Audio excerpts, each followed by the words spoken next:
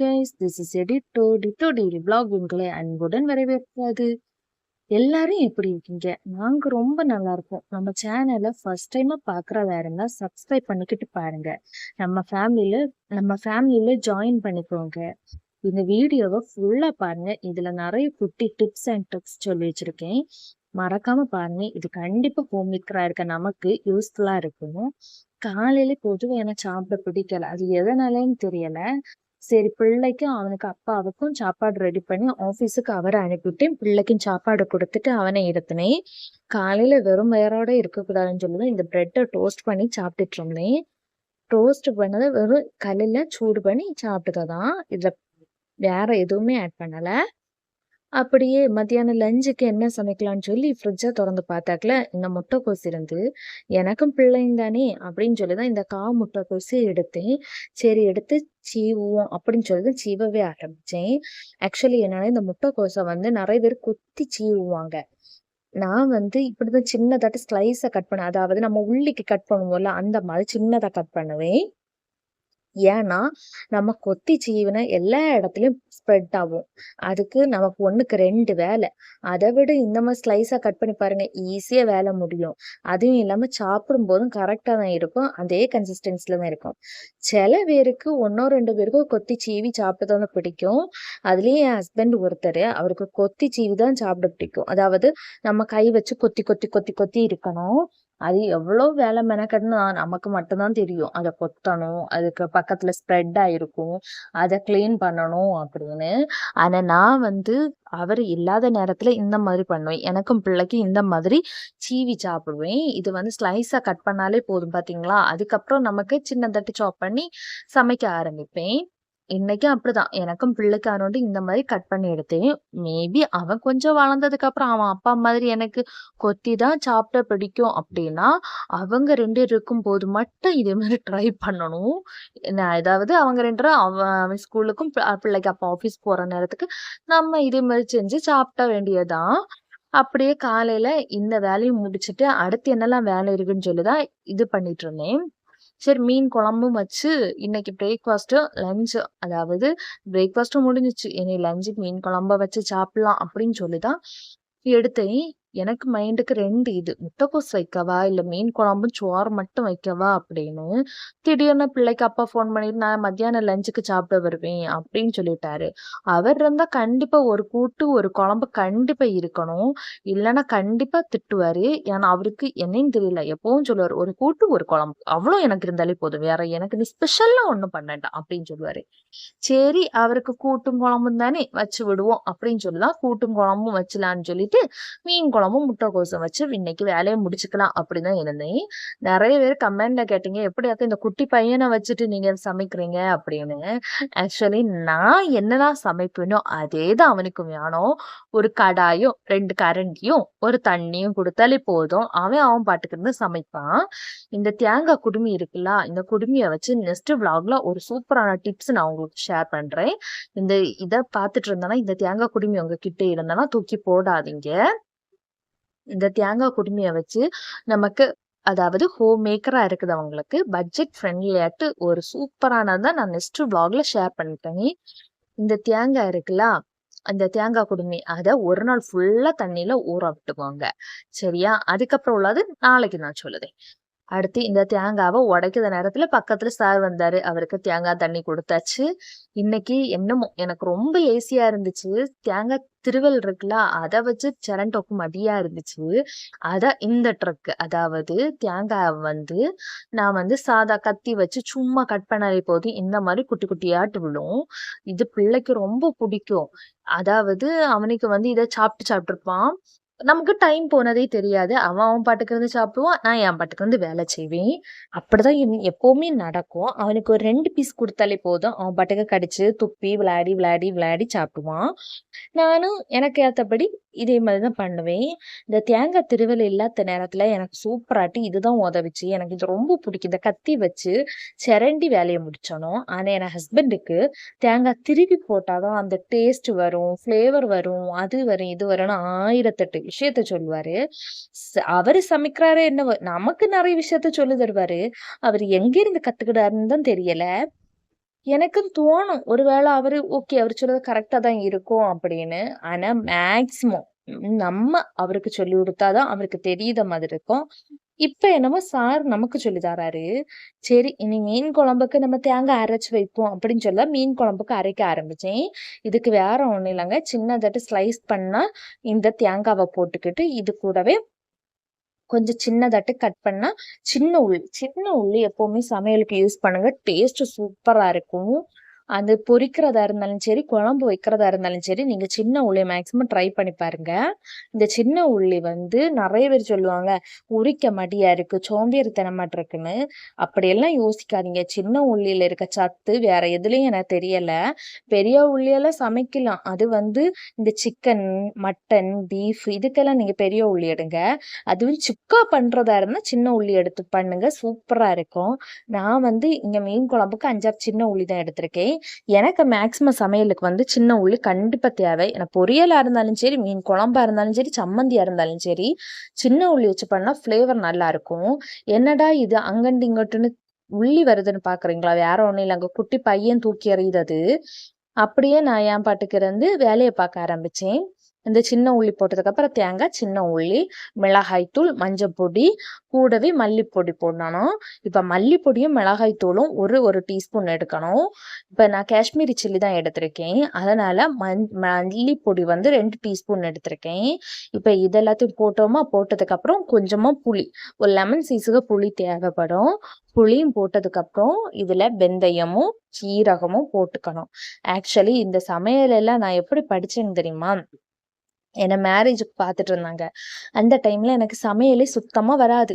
அப்ப என் ஹஸ்பண்டுக்கு வந்து மீன் குழம்புனா ரொம்ப பிடிக்கும்னு சொன்னாரு. அப்ப என்ன பண்ணலான்னு சொல்லிட்டு என் அம்மாட்ட போய் கேட்டேன். அம்மா சொல்லி தந்தாங்க. அரைகுறையாத்து தான் நான் படிச்சேன். அடுத்து என் சித்தி சொல்லி தந்தாங்க.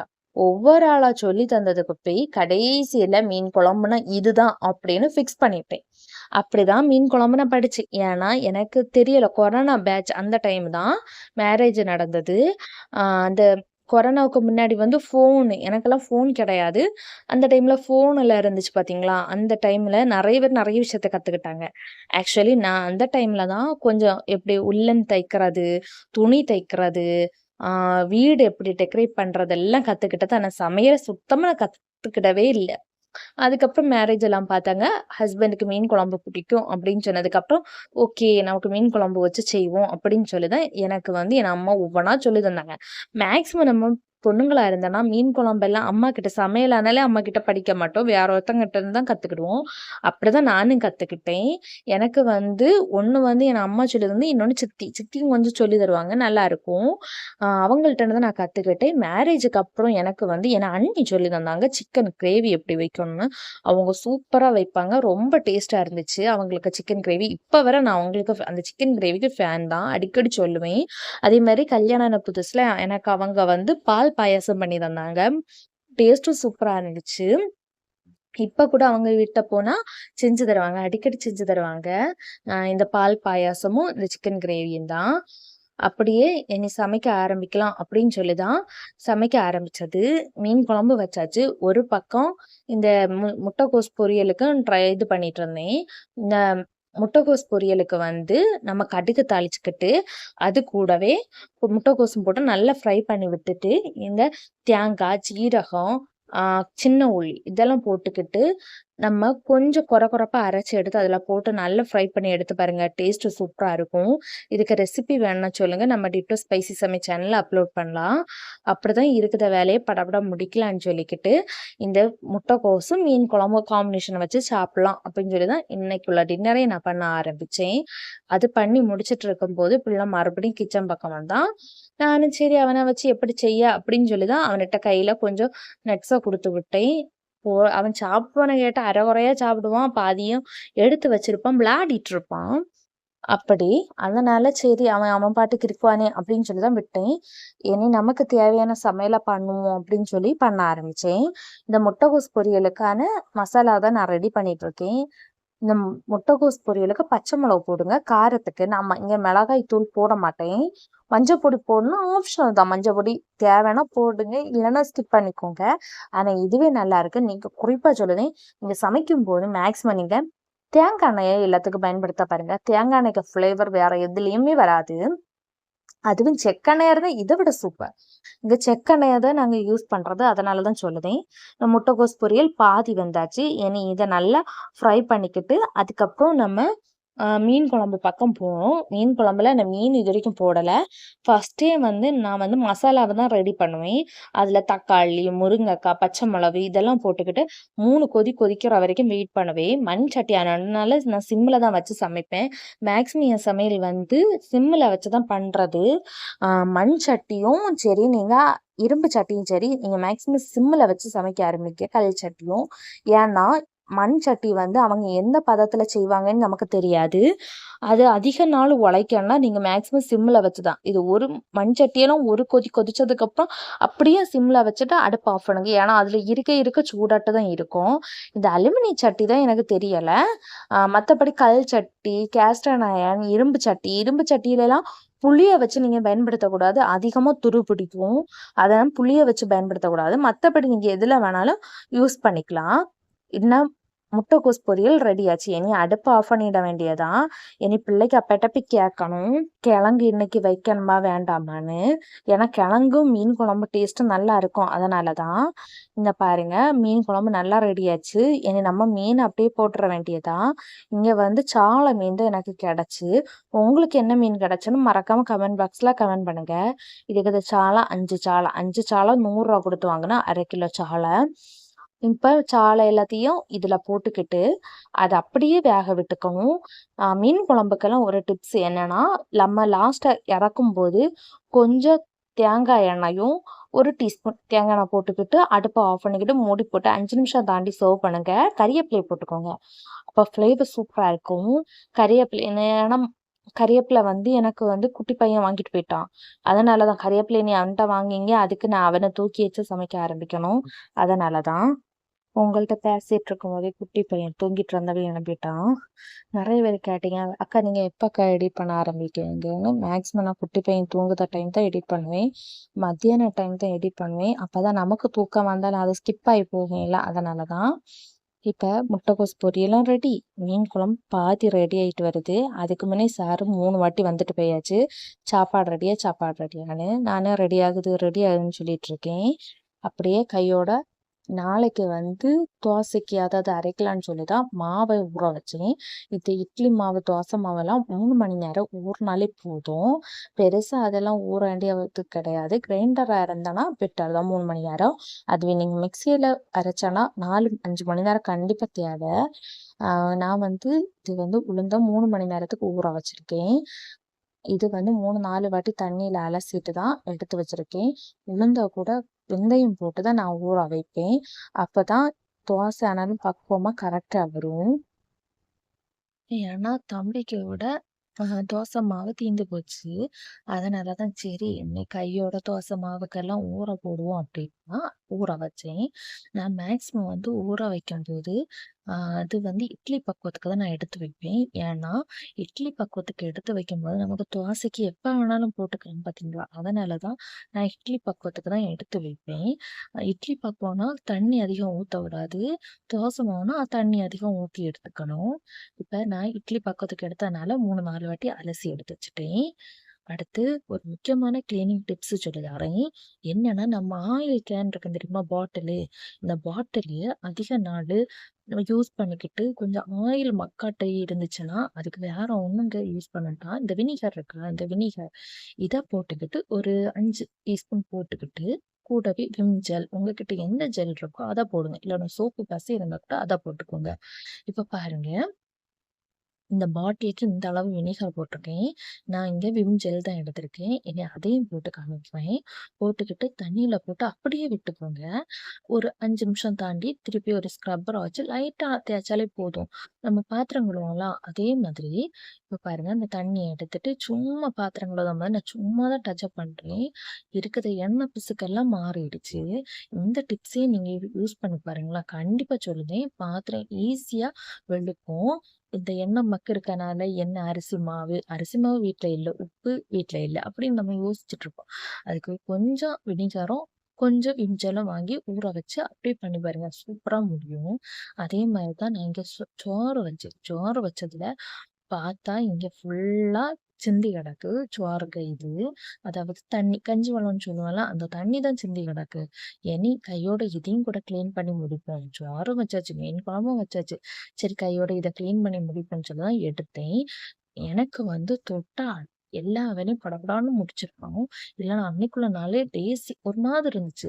இன்னைக்கு ஆல்ரெடி லேசி தான். திருப்பியும் ஒரு இதா அப்படின்னு சோம்பேறித்தனத்துக்கு அதிகமாட்டு வேலை வரும் பார்த்தீங்களா? அன்னைக்கு அந்த மாதிரி தான் இருந்துச்சு இன்னைக்கு.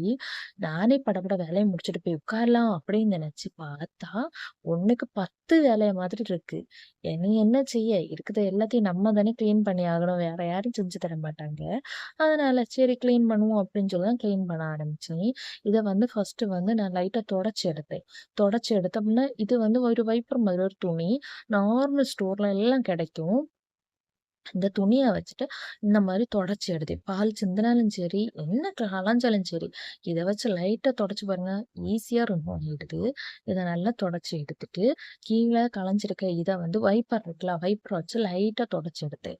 அடுத்து இந்த கேஸ் ஸ்டவ்வ கிளீன் பண்ணோக்கு சேம் ப்ரொசீஜர் தான். விம் ஜெல், வினிகர் இந்த 2யும் போட்டுக்கிட்டு, நல்ல தண்ணீல போட்டு இத கூடவே விட்டேன்.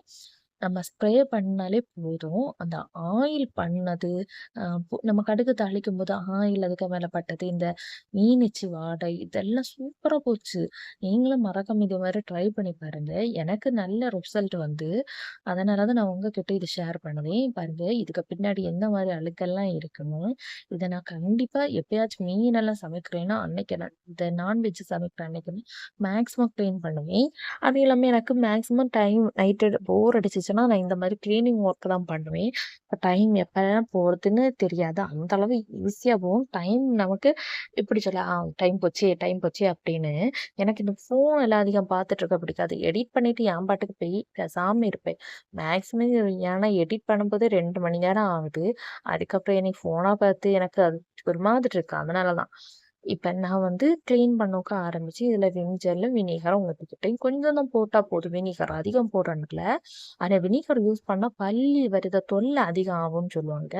அதனால தான் சரி போடுவோம் அப்படின்னு சொல்லி தான் இந்த மாதிரி கிளீன் பண்ண ஆரம்பிச்சு, பாத்திரம் கழுவக்கும் வினிகர் யூஸ் பண்ணி பாருங்க. செம ரிசல்ட் வரும். ஏன்னா, அதுல ஒரு மாதிரி புளிச்ச ஸ்மெல் இருக்கனால பல்லிகளுக்கு இது ஒத்துக்கிடாதுன்னு சொல்லுவாங்க. இப்ப பாருங்க, நான் எந்த மாரி கிளீன் பண்ணேன்னு சும்மா லைட்டா கை வச்சு ஒரு டச் அப் பண்ண மாரி தான் பண்ணுனேன். அதுல இருந்த மொத்த கரையும் ரிமூவ் ஆன மாதிரி தான் எனக்கு தெரிஞ்சு. இது உங்களுக்கு பெஸ்ட்டா இருக்கும்னு நான் நம்புறேன். ட்ரை பண்ணி பார்த்துக்கிட்டு எப்படி வந்திருக்குன்னு கமெண்ட் பாக்ஸ்ல கமெண்ட் பண்ணுங்க. அப்படியே கிளீனிங் வேலையும் கொஞ்சம் கொஞ்சமா பார்த்துட்டு இருந்தேன். எனக்கு என்ன தொட்டா தொட்டு பக்கத்துல இருக்க ஒவ்வொரு வேலையா வந்துகிட்டே இருக்கும். இன்னைக்கும் அதே மாரி தான். வேலைய முடிச்சுட்டு போலான்னு பார்த்து, நான் வந்து பாட்டில் கிளீன் பண்ண ஆரம்பிச்சேன். கண் அசந்த நேரத்துல, அதுக்குள்ள சோறு பொங்கி கலஞ்சிட்டு. இனி என்ன செய்ய முடியும்? இருக்கிறது எல்லாத்தையும் கிளீன் பண்ணணும்னு சொல்லி, படபட கிளீன் பண்ண ஆரம்பிச்சுட்டே இருந்தேன். இதே மாரி தான் நீங்களும் தொட்டதுக்கு அப்புறம் அடுத்த வேலை வருமான்னு கமெண்ட் பாக்ஸ்ல கமெண்ட் பண்ணுங்க. Okay friends. நம்ம இந்த வீடியோக்கு எண்டுக்கு வந்துட்டோம்னு நினைக்கிறேன். நீங்க எனக்கு விளாக பார்த்து என்ஜாய் பண்ணியிருப்பீங்கன்னு நம்புறேன். இதே சாட்டிஸ்ஃபையோட நான் கிளம்புறேன். உங்களுக்கு நம்ம சேனல பிடிச்சிருந்தா நம்ம டிட்டோ டெய்லி விளாக் சேனல் இதே மாரி சப்போர்ட் பண்ணுங்க. நீங்க பண்ற சின்ன சப்போர்ட் தான் எனக்கு ஒரு பெரிய மோட்டிவேஷனாவே இருக்கும். அது மட்டும் இல்லாம நான் உங்களுக்கு நெறைய டிப்ஸ் சொல்லி தரேன்னு சொல்லி எனக்கு தெரியாம இருந்த நெறைய டிப்ஸ எனக்கு நெறைய பேர் கத்து தந்துட்டு இருக்காங்க. அதே மாதிரி தான் நான் உங்களுக்கும் சொல்லி தரேன். இதே டிப்ஸும் உங்களுக்கு இன்னும் தொடரும். இந்த வீடியோவ பார்த்து நீங்க நல்லா என்ஜாய் பண்ணியிருப்பீங்கன்னு நம்புறேன். இனி நம்ம நெக்ஸ்ட் விளாக்லயும் இதே மாரி சந்திக்கலாம். Okay friends. இனி நான் கடைய சாத்திக்கிட்டு போறேன். நல்லா என்ஜாய் பண்ணுங்க. ஜாலியா இருங்க. நம்ம விளாக இதே மாரி தொடர்ந்து பார்த்துக்கிட்டே இருங்க. உங்களுக்கு புதிய புதிய தகவலோட நான் உங்கள நாளைக்கு இனி பார்க்கலான்னு நினைக்கிறேன். இந்த வீடியோக்கு எண்டுக்கு வந்துட்டோம். இனி நாளைக்கு பார்க்கலாம்.